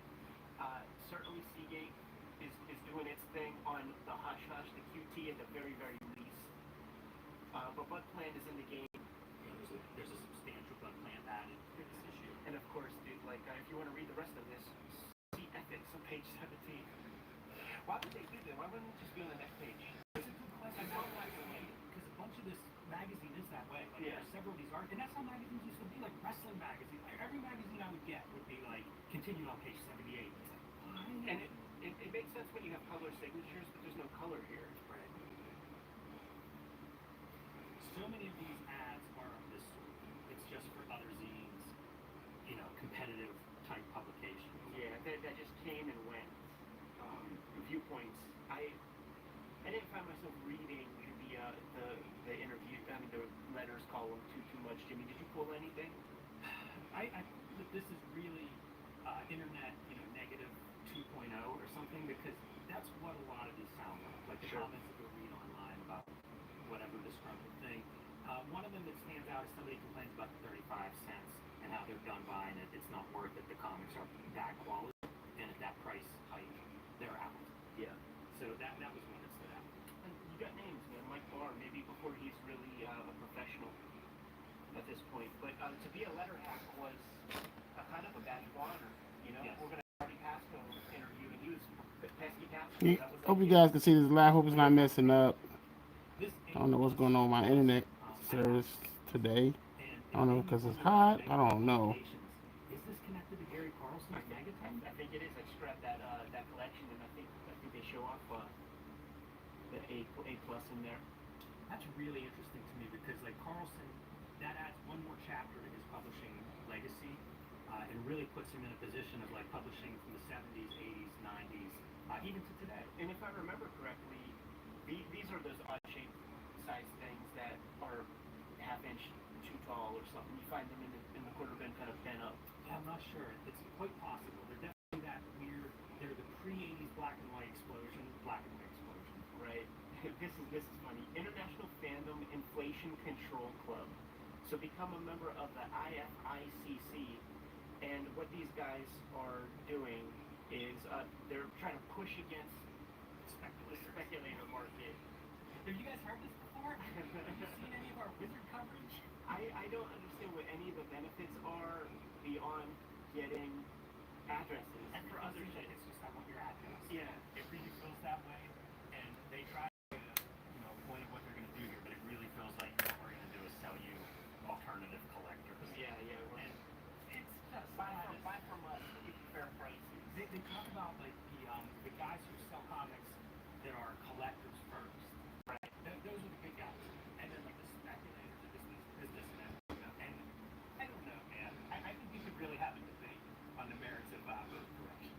Totally. And there are guys like a Bud Plant or a Bob Bierbaum who identified good comics, Bill Boychel, who identified good comics in the 70s when other people weren't looking at them. And then you buy, if you order, 1,000 guy-size X-Men yourself, and then when all the stores are out, like, supply and demand. This WSA logo, I don't know what that is, and it appears several times throughout this issue, like, mostly in conjunction with different fanzines, so some kind of, I don't know what exactly. Same with the NCBPA, I see that's a Publishers Alliance. These organizations, like, I have no knowledge of what they are. Right. Weird World. So we got comics reviews, and the very tippity top one is by Kim Thompson, and he is extolling the virtues of Weird World, the series that shows up in Marvel Premiere, and he's hoping that with all that Marvel has on its plate, that they're not looking too closely at Weird World or the crazy stories that are coming through this thing, so that you could just get some varying content with a Marvel logo on it. Yeah, very positive about the artwork. Mike Klug and Alex Nino on inks. Pretty straightforward. P. Craig Russell's coming soon enough. I think he's already involved in Star Reach. We'll see, some later stuff. This Avengers review now, Jesus. it's a long one. And it goes on to several pages. You got to go to page 36 to finish up. It's talking about every single panel, and it's not like Thompson nor Gary Groff, nor any of the other big Willie Comics Journal, scribes. This is an Avengers annual. It's a big story, and it does praise Jim Starlin in his art. Yeah. Critical a little bit at times of certain things he does and how busy some of the artwork is, but overall, positive on Jim Starlin. We're back on the ethics, man, finishing up the conversation about the plagiarism and media scene. Makes me wonder about how the business model of the journalist who did the original article, because it's like he's able to syndicate that himself or something. Yeah, there was would have been Associated Press, but something along those lines where you could syndicate, where you could have an article available, and then if a newspaper wanted to run it, you would get X amount of money. Not dissimilar from comic syndication. It's just this might be more of an article by article basis. Yeah. Which is how you can have newspapers in all these different markets. Most markets aren't going to be able to have international offices and things, but you can then syndicate articles from these bigger resources. And a good case for a freelancer journalist can make a living because they could write an article and get paid for it. Totally. Now, if you go back 1 second, just to this ad, I wanted to point out the WSA stamp. Right. And this is a reference library of American comic books. Very hefty price tags, $575 to $675 for 4 volumes. And Jerry Bells is the name of the person behind this, coming out of Michigan, Detroit, Michigan. So I'm interested just in all of this, like where fandom's at. Michigan's a really good comics state. Yeah. And then Jerry Bells is a name that I feel like is one of those big names in comics fandom. Yeah. And pretty ambitious, like this Comics Journal, 75-cent cover price, I believe. Comic books 30 or 35 cents, and he's selling stuff for $6 or $7. Yeah. Yeah, that's nuts, man. We have the Encyclopedia of Comics Fandom by Bill Shelley that has all the big Willie's names. with little articles to tell you who they are, man. So that's how you. Jerry Bell's all over old school comics fandom. Might have been all in color for a dime, maybe. I can't remember who that is. It's also read what these things are. They're basically like character histories. Yeah. As opposed to like we talk about artists and stuff. Some of the information just wasn't available, but it's not where those early days of fandom were. Second Genesis specialty shop. And it's fun to look through these ads to see what kind of stuff is out there, man. So like 7 issues of heavy metal exist. Corbin's already a name. Yep. You've got the RBCC. That is a very famous scene. 137 issues of that out there. Unbelievable. We've got some of those in the mail, so I have a few of those in my collection. Yeah, that might be Mark Grunwald.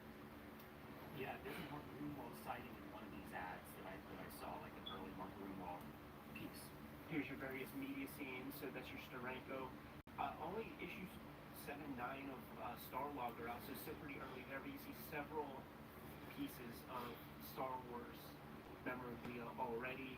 Sojourn, which is the Joe Huber self-published ever. Here's your Saber by McGregor Pocolisi with no mention of Eclipse Comics. I can't remember if they were called Eclipse in that first printing or not.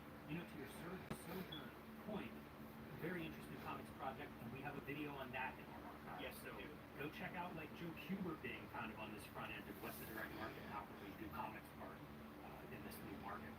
I think heavy metal was a catalyst for a lot of these ideas too. Absolutely. And it's a continuation of that act. So pretty big collector here. You see Witsend, and there's no number listed, so I'm going to guess Witsend 1. I don't think so, because I think Witsend began in the 60s. Okay. I'm not 100% sure, but I think it was like a late 60s effort, so I just don't know what that's about. There's also Heroes Inc. Number 2, and that's on my list, Heroes Inc. Number 1, which was a Wally Wood self-published comic book this time. So guys are definitely trying, like, how do we get around the Marvel DC stuff? Totally. Foom is out there, number 15, 16, 17 themes. So we're Blimey Press catalog. That would be very Winter Smith. He's moved off of his Conan works and is just out for self at this point. But there's some Walt Simonson story or scene or something. It's fascinating too. Like a lot of stuff number 4, which would be kind of an underground comic, but also moving more into like fantasy side of things. Squatch Front number 7. So the Great EC zine has been around for a little bit, but part of this kind of collective as well. Yeah, we never see mention of Alter Ego in here, which I found interesting. I don't think I've seen it spotted at one time. I like this piece of Star Wars work. I feel like the way Star Wars has evolved, I think we wouldn't see stuff like that anymore. Totally, man. Star Wars, an $8 million Saturday matinee by Frank Catalona. And this is from a panel, his point of view from a panel he was on with some, I guess, film critics and Harlan Ellison. Yeah. And the film critics all spoke first down the line saying they like Star Wars, and then Harlan Ellison basically telling them why it wasn't as good as they should. Right. And he's got some time on his hands to soak up Mr. Ellison's wisdom, and he point by point describes why he thinks Harlan Ellison is wrong and they're all right. Basically saying that it's self-aware enough to know what it is. It's not trying to be great filmmaking. It's a fairy tale, and you got your boy who leaves home, and even Lucas admits like just the reverse engineering of the Joseph Campbell idiom. One of Harlan Ellison's criticisms according to this guy is that the best character is R2-D2. Right. And it does make me think, like, he criticized the characterization is the bigger point there. Yeah. And I kind of think, like, wouldn't we all agree with that? Wouldn't George Lucas agree with that? Like, if he could just have, like, not actors, but some, almost animation or something, I feel like that's what he would opt for. Right. So it's kind of a accurate, I think, description. Love this piece of fan art also. Look at the Vader and how much that is not the Vader we all know. It's a good comic with Vader, though. That is a hard on the freaking dog, man. It is. And, again, speaking of the time of, like, this is early Star Wars, before, like, we all kind of knew it and had reference everywhere, and it's kind of fun to see the fan response. Absolutely. Hot shot in the issue, Jimmy. This is the stuff that you would get when you have access to. I'm sure those came in press kits, and it's like, well, let's dress up our zine and use some of this imagery. The differences between fantasy and sci-fi, explore. That's old school fandom conversations. look at this ad. For Advent fanzine, Tim Corrigan drew this piece, man. We know him from Space, like one of the sort of early kind of mini comics guys that kind of spent his career doing mini comics. You go to his table and he'd have 50, 60, 70 different comics he did over a 25-year period. Yeah, did a zine in the 80s that was reviews of mini comics and stuff that's really cool in magazine format size. And who knows, if we go through the 80s, maybe when we hit up to that year, we'll look at one of those as well. I get nuts when I see hand-lettered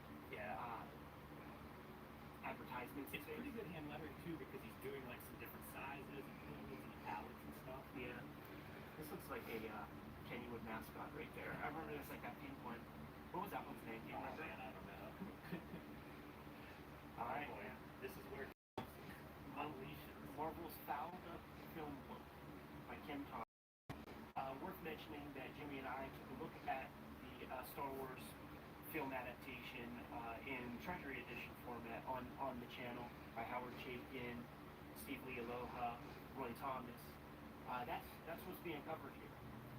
Kim Thompson is going through those issues, the entire film adaptation of the first Star Wars movie. You notice it ain't called a Poe, it was just Star Wars. And just point by point breaking it down about how the comic has failed.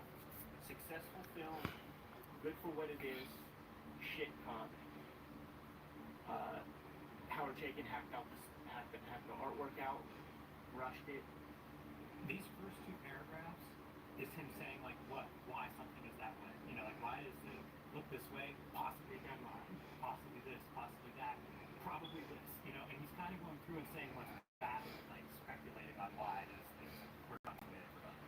Doled out in about 17-page increments in the issue format, so you had to create these arbitrary cliffhangers at the end of each ish that were dubious at best at times. I know them from the Treasury, so like it's more seamless. Making arguments that maybe you shouldn't verbatim take every word from a movie and put it into a comic. It does make mention of the extra scenes, the Java scene and things that were put into One of the positive things is that opening scene. It's cut from the movie but included in the comics and complements as a good scene. Yeah, with Biggs and Luke on Tatooine. Goes deep enough to criticize the color, and what he was paying attention to is how the colorist decided to color Darth Vader. You know, if you went from like the bluish gray hues, he's down. But if you start putting red to the eyes, that's a different story. Yeah, it talks about the different inkers working over Chaykin and their approaches and what works and doesn't. Some of the Chaykin choices that don't work, like what's the scene in the bar, the shootout with Han Solo, and that it just doesn't read the same way. Based on Chaykin's interpretation and how he displays that scene. It's an interesting article in that it is so focused on the comic, and this is something that I wonder, is this new for comics criticism? Right. Because I don't know that I've read any other comics criticism, you know, from earlier or from this time period that really goes to this level of detail where he is looking at things like the art, the storytelling within the art, the craft within the art, such as particularly coloring. So, you know, I can see this being something where the Comics Journal goes, yes, this is what we're going to do. We're really going to look closely at some of these comics. And here's a question, because Kim Thompson comes from Europe, and I wonder if this kind of criticism was already happening in Dutch fanzines and maybe even bigger magazines over there. Who knows? Ultimately, all in all, Star Wars is an artistic flop and a commercial blockbuster. I'm sure Marvel feels awful about that. Just poking fun at himself in a little bit. You know, spent 2,000 words talking shit, but it doesn't matter. Before snarky was a trend. Rest in peace, Uncle Kid. Yeah, no doubt. Look at these zines. Some of you don't want them, Jimmy. I'm so taken by this. It's wild. It's a different time period. In these various smaller ads that you see, you never see X-Men mentioned.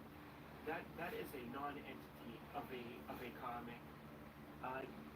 You mentioned earlier, like in Off the Record, like you don't see Daredevil showing up in any of these.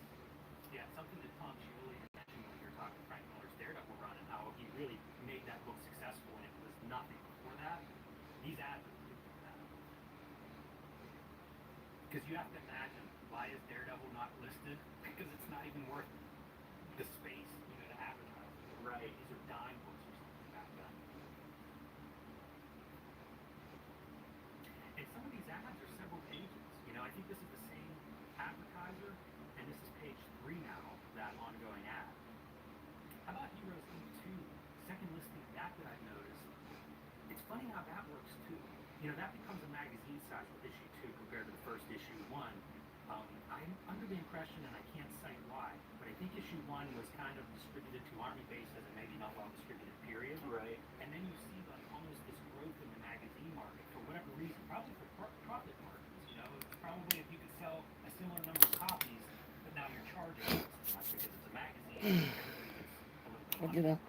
I remember hearing about Rocket's Blast as being like the first place that a lot of people's works showed up, writers and artists.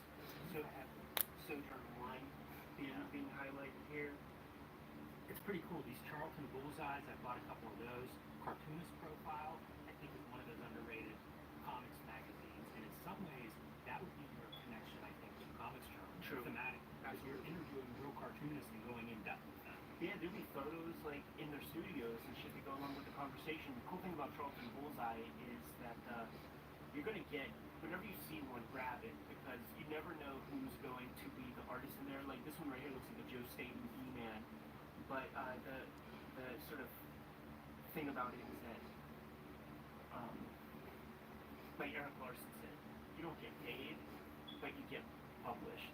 And at this level of the game, it actually paid some dividends to see what your work looked like in print so that you can manage your inking and stuff like that.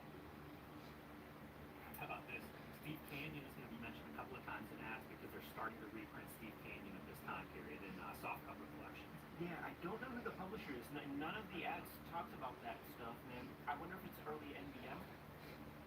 I have no idea. Scorchy Smith is also reprinted, and whenever they describe that down here, they talk about how this is an artist's art. This is the artist look at.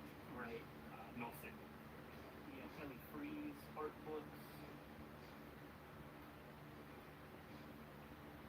Satan's Tears is an Alex Nino art book that pops up in a couple of these places, and it's also interesting that these catalogs are not huge. You look at a couple of these ads and you'll see the same titles. Bill Stout, Barry Smith, Vaughn Monet. Yeah, you can see it. Frank Frazetta posters. Yeah. EC Portfolios, that might be noteworthy because I think Russ Cochran had a hand in that, in doing that before the hardcovers. So we're going to start to see That could be building his money chest to get into the hardcovers. Yeah. And building his mailing list to sell hardcovers. Got the A+ stuff from Megaton. That's It's coming along. I'm almost done, really. Cat. So, dude, probably like one of the very few undergrounds that have been mentioned. Like the undergrounds are done. Shout out to Evan is Power Comics. 5 issues of Power Comics listed here. How about this one? Now this is gonna really like move it into a period of time. Quack number 5, with stories including Weavers by Dave Sim. So this is pre-Cerebus. That's what I'm saying. Like we don't have ElfQuest here. We don't have Cerebus. We have these ground level comics. The Mike Friedrich stuff. I think Quack is Mike Friedrich. Star Reach absolutely is. P. Craig Russell is on the scene. That Parsifal story is like a legendary story. It's like one of the most noteworthy stories like in Star Reach that a lot of cartoonists would reference as like being important to them. And he was at the cutting edge of comics artwork. He'll be referenced a lot by Harry and Kim in subsequent issues because it's just what we have. It's all we have. Yeah, definitely legacy kind of stuff too, because somebody brought up the War of the Worlds, the Marvel premiere or something that P. Craig Russell had done. At Heroes this year, got a big clip of those. So like definitely a legacy there. It's neat to see these comics because it's a mashup of something like Northern Light is a superhero, early superhero comic, right. But it's also on the same page as like Slow Death and Rip Off Comics. So you have this like head shop underground as well as the beginning of direct market and self-publishing existing together. Like that's the time space here. Totally. And Quack obviously is an answer to Howard the Duck, which had such massive popularity. Water break. Listen, Marvel doesn't have any copyright Water rights. break. Water break. So, Time for a water break. in some years, 5 years from now, the comic book company Comico, their entire business starts by the money they made by drawing duck commissions at Comic Con. Weird. Okay. This is for that. Thanks for all who tuned in on my live as I do this Grifter commission for a client. As you see, I'm inking over my pencils. This is what he wanted. If you're familiar with this character, it's a Jim Lee creation, Wildcats. Was part of Image Comics, but then Jim Lee made a deal with DC. He moved his creations over into DC. Now they're DC characters. So the client wanted this Grifter, but he wanted one with big ass gun. He wanted a 90s style. So I gave him the request of the 90s style, showed him, he wanted it, he liked it. So I'm inking it. I'm almost done. Thank you if you tuned in, and also thank you if you subscribe to my channel. We are trying to grow this channel into 3K right now. We're almost close. We're at what, 2,326 probably, something like that. So yeah, we're trying to get 3K, and we're gonna continue growing this channel. If you guys want to be part of the Diverse Comics family, thank you. Subscribe if you haven't. Click that button, and also leave comments, because the comments help get through the algorithm. You know, the YouTube algorithm. Because the YouTube algorithm, man, is a pain in the ass.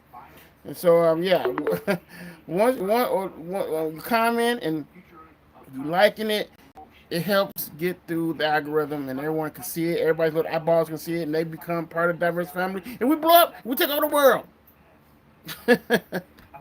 So, thank you for if you tuned in. I'm going to finish doing a little of this, but then I'm going to end it and finish it up probably later on tonight. Because I got to get me some lunch, y'all. I'm hungry. I've been working all day.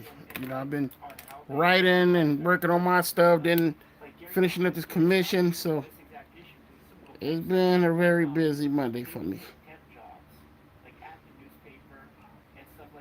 He had a very fast typing speed, Gary did, and he had access to the building. I might have talked about some of this on one of our interviews. Yeah, we did do an interview with Uncle Gary. Check out, shoot interview out. But basically, it was a collusion between he and Mike. Like when he left one day, there were two good waxers. Let me do a little bit more of this. And I'm going to finish it up later on tonight. One was good, and one kind of sucked. And this whole thing happened where he sent Mike in, came back with a waxer, of course took the bad one. So they went in again and took the good one also. I think the newspaper, the statute of limitations are well up, man. This would be 50 years ago. But that's what they would do, man. They would get bond paper from these joints. They would just rob them for Fantagraphics, man. This kind of start up, dude. I think Pasco was the writer of Swamp Thing before Alan Moore. Yes, he was. It was that second run, that saga of Swamp Thing with the ones that Tom Yates drew, those first issues. But the comic that we probably know him best for, we did not do an episode yet, and it's crazy we didn't. But the first issue special, Dr. Fate, that Simonson draws. Oh wow! He's the writer on that one, and that's a pretty special comic to me. That was an old flea market find for me. In lots of ways, there's a lot I think about this interview, man. This dude is pretty progressive in his thinking with certain things, man. Yeah, his background is theater, and I don't know if that informs some of these ideas that he brings to bear. Yeah. As opposed to somebody who comes up as like a fanzine guy and then he gets into comics. Pascal seems to have a little bit more, I don't know, distance from the comics fandom part, and he's able to dig into some of these topics in a way that pretty critical of where comics are at this time. Yeah, sure, man. And they don't know the answer, so they're going back and forth. And the interviewer, there's at least 2 interviews. Yeah, conducted by Jay Zilber, with help on the sidelines from Harry B. We'll call him, Rich Morrissey, Pat O'Neill. Can that be Patrick O'Neill from the first couple gotta I be, think right? he does a big spin on Amazing Heroes as well. So yeah, that's my money. It's gotta be. It's a weird intro because the intro is mostly about the interviewer as opposed to like Martin Pasco and what books he's writing and what his credits are and stuff. One hopes they'll fix that in future issues of the journal. Yeah, So let's get into some of those things, man. Where do we start? One of the interesting places that we're starting is about collaboration. So okay, so the collaborative part. We could probably just like hit all of these things. So collaboration. He is talking about the more hands in the soup, the more kind of compromises that are made. But they're wondering, and what's the answer? Like just a single person making a comic that might not necessarily be the answer either. there's no answer that he accepts. Yeah. That has its own set of problems and biases. Yeah. He is really like Doctor Mr. Spock's and like he. This isn't an era of like much media training, but he's clearly aware that this is going in print. And that's going to be the final word. So he like tries to hedge Doing this paragraph of his rock that that he's got his leg on, to answer the like a question. little mountain, like a little Very very sound stoop. things, man, about the problems of being just like a single creator, not having that extra brain working on a thing. It could be a limiting thing in terms of mainstream comics. I'm fine with the vision of a single person, warts and all, but for a kid's product like mainstream comics, got some trouble with that. Uh, One of the early dudes that I see being critical of Neil Adams' storytelling approach, which I found I was in agreement with a lot. Yeah, I think it's really in depth with some of the ideas of like filmic storytelling and how it's connected to clarity. Like in comics, essentially describing comics as like what is it called? It's like it's editing essentially in film. Right. Yeah, jump cuts. Like comics is a film that's just jump cuts. It's kind of what he puts it. It's not a second thing like the fucking Fawcett ribbon or the hat get taken off on the Understanding Comics cover. Right, and it takes like he spends a lot of time explaining some of these concepts. Like he does 2 columns on 180 degrees. It's just a new concept. It's probably the first time a lot of people have read this stuff, so they're so ignorant to it. Like film exploration. I mean, George Lucas is like Gen 1 film student, pretty much. So like that just happened 5 years before this. So we are in the early stages of like the children of pop culture. Like print is at a level that the masses can get it and hold on to it and have fandom. Like what was fandom in the 1800s? Ideas or something. Like You want to detail this rock, make it like a damn rock, right? End of this interview, but he talks kind of about the I love doing rock detailing. Yeah. I'm gonna kill this damn fly. I can't. This fly's gonna get it, y'all. Sick of it. in terms of like his 5-year plan and his life. I don't know how the hell he got in. And kind of critical of that youth culture and if you spend too much time in that area, Right. such as comic books at this time period and their readers read them. In this interview, they use the term relevance. So you're putting relevance in comics, and we know that as like whatever the progressive stuff that's being done today. Like so, it's always been going on, right? And I agree with 100% of what he's saying in regards to that. Where it's like, dude, you can deal with anything in a comic, but if you're like got it on the cover that this comic is about the population explosion, and now you're like giving a lesson to kids, they're not gonna take the. You need to put some sugar with the pill, man. And that's what he's talking about. And honestly, that's what like so many people have been bristling about for the past 20 years, pretty much. Yeah, he's talking specifically like the example that he's going through is Green Arrow, Green Lantern. Right. Green Arrow, whatever order they're in. And it's pretty interesting to hear him talk about it because, like he said, we get a lot of media coverage for that, but that book just didn't sell. Exactly. It didn't sell for years before, and that didn't make it You know what? I have to go ahead and knock this out. I have to go ahead and knock this out. To this day. I'm gonna go ahead and knock this out. I'm on to the finish line. I'm gonna take a bit of the water, baby. Make a girl Thor, get a little bit of juice.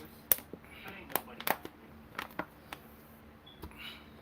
But Woo! you can have I'm almost there, y'all. I was gonna go ahead and call it quits, and finish this other leg up. I'm finna go ahead and just knock it out right here. I'm almost done. Right. But thank you, like once again, thank you for tuning in. If you're watching me work on this commission, thank you so much. That means a lot. Share this channel. We're like I said, we're trying to grow. I'm trying to grow diverse comics and pop. I want everybody to become a diverse comics and pop family here. You know what I'm saying? We're trying to get to 3,000 subscribers, but man, we can get to 5,000. Hey, let's make it happen, baby. But so I'm just taking baby steps though. But I'm growing this channel, and I'm thankful for having the followers I have right now. I mean, wow, this channel has really grown fast. I mean, really grown fast. Um, if you are not familiar with my channel, check out my videos and check out my shorts. Like them, cause that will help this channel grow even more. And I get me a nice shiny YouTube plaque. Trying to get that YouTube plaque and make history. It took over the world. But yeah, man, comment on them and share them. Help me grow this channel. And how they were You see now, knock this out. how these stories were told, and the elegant ways to do that, and the inelegant ways. Probably the most inelegant is to just like have a big caption on the cover. But he did like a Vinyl City of Candor story where like they pushed the edges of the town or whatever to kind of illustrate population explosion. And then his criticism is the story reveals that it's one person's fault. And he's like, well, how's that relevant to our world? Because population expansion in our world is not one person. It's like the world. Right. So, you almost have this idea that's relevant, and then you take the relevancy away by having some sort of be the scapegoat. It's interesting, this article, and I didn't think about it until now, but he's known as a letter hack. Yeah. And now he's writing as a freelancer. He identifies differently, but we don't get into any of his stories. Right. There's no talk about that. It's almost totally like, okay, you were a guy that was critical about all these comics for years. Now you're on the inside.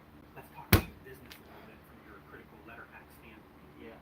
You think the $1 and $2 books are the way of the future? I don't know if they'll go at those prices. $2.50, $5? I don't think. As long as there are still newspapers, there's still some editors who want a funnies page. I don't think the medium is such.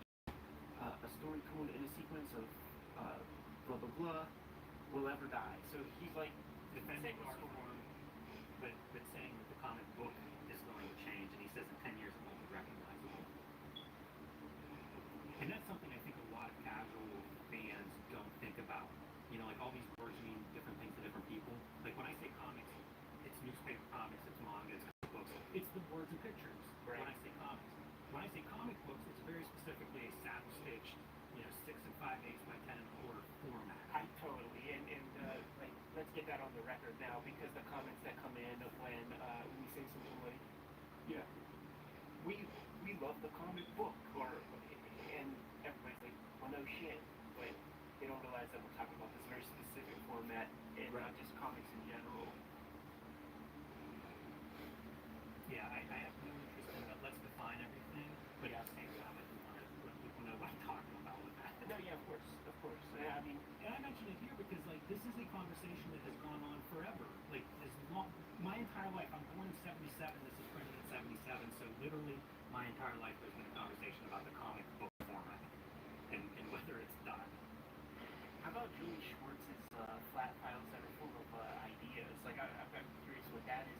And he says that so many of those ideas do come from the letter hacks, who essentially his thoughts are the idea of like a no prize thing where people call up or send letters and they have a criticism about something going this way or that way. Like you can just make a story out of that and turn it into something. Yeah, he says sometimes you can do that and answer that question in 2 pages, and then you get 15 pages to play around as a writer. Totally. When she does describe the differences between Marvel and DC at the time are that DC was Not so good. a story opportunity because Not good. Marvel might do a several parter and explore something in greater detail, but DC might get the germ of a cool idea and really shoot their loads really pretty fast. Also, there's no real continuity in DC Comics because of the little fiefdom system that they have set up, and that's going to come up in conversation here. the little fiefdom stuff. All You right, got let like me the detail Writings and this. Supermans and the Julie Schwartz doing other stuff and the Kanigher Q Works doing war books. So these little fiefdoms, they never kind of intermingle, and now you got Earth 2-3, Earth 3000. You could see within the body of this conversation that we're going to meet at Crisis on Infinite Earths at some point sooner than later. And I'm in the process of reading Jim Shooter bibliography of DC Comics, and I'll read the entire comic. He doesn't write, he'll write the Supergirl backup feature, but I'll see where Superman is at that time. There'll be two Superman stories of like Superman from the year 2000 and then a different one that's Superman from the year 3000. And so what the fuck are you guys doing here, man? Yeah. Mark Gruenwald, who would be known at Marvel as having that continuity in his head. Totally. So you get an early reference of Mark Gruenwald, who before he enters the system is still already cataloging and chronicling some of these histories. This is fun, man. Spidey Super Stories in this ad. So that's from the Electric Company. So that's happening, dude. You're gonna get to see a little bit of Spider-Man on the TV. He don't say nothing. He speaks in compliments, and he might bump into Morgan Freeman a time or two.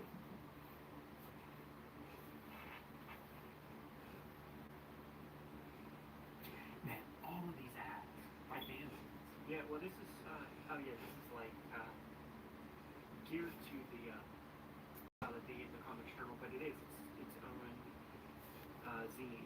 And I wonder if these are part of the people that forgot the IFICC ad earlier in this issue, because that shit's underlined 50 times. Right. It's block text. Yeah, see, they're part of the WSA also. They're pretty late period because like the other ones we saw have a stamp of like 100 or 105. These guys are 1,000, man. They're at on the bottom of the pyramid schemes. I wonder if the W and the A stand for writer in America. Right. And now we're talking. Now we're talking about how the books are kind of exploding. There's a lot of material being put out, certainly by Marvel at this point. I guess they're done with. Was it Independent News? Was that the DC distributor that they were a part of? I think that's done. So they're exploding, and they're just convincing about the lack of editorializing that is done. Man, bad spelling, bad grammar, fucked up stories that are happening in Marvel because of the split energy, this spread energy of like the 3-4 writers who are writing everything. Yeah. They bring up a quote about originality, and he's like, even that can be overrated. Like, the story's got to be good. Right. He mentions about like they're not even sure about how long and what ages read the comics. Like Marvel, I think, is something like a 3-year window that they believe are their readers, and DC is something like 6 months. But I don't know where any of the information comes from. Right. If that's something that just an editor wants when he asks, because they're not giving numbers themselves. Like, I can't believe they have that type of information. Right. Yeah. It's very specific. Very specific stuff. That's fascinating. That it would be like a 3-year window. Before you throw out things. Right, yeah. And we're always like, I would always take that into account when I was reading and as I got bored of it because it was decisive. Because you have to take time to be finished. Right. You thought it was story, and it was every X amount, depending on the hotness of the character, it might be every year. Now it's like 6 months a month or whatever for whoever the hot character is until we hate him. Right. Yeah, it's so fascinating too. And like with the models they built and having all these extras in the books, like the administration of these companies, they think so little of the medium that it is a Oh. medium. It's like, why would you So I finished. Finished the Grifter readers? Like, let's keep them on the hook forever. commission. You don't have to grow out of time. Thank you if you stay with me.